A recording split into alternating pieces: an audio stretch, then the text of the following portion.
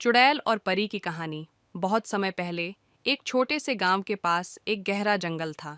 उस जंगल में एक चुड़ैल रहती थी जिसे सब लोग डरते थे। चुड़ैल का नाम तारा था। वह बहुत क्रोधी थी और अक्सर गांव वालों को परेशान करती थी। लेकिन उसकी जिंदगी में एक रहस्य था। वह अकेली थी और उसे एक सच्चे दोस्त की तलाश थी।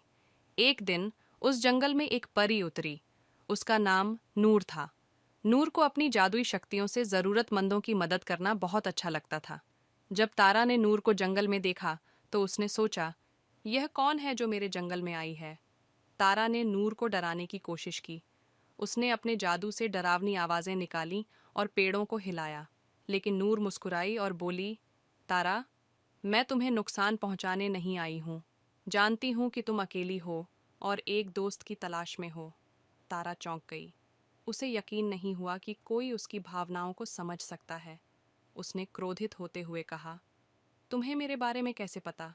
नूर ने जवाब दिया, मैं एक परी हूँ और मैं दिल की बात सुन सकती हूँ।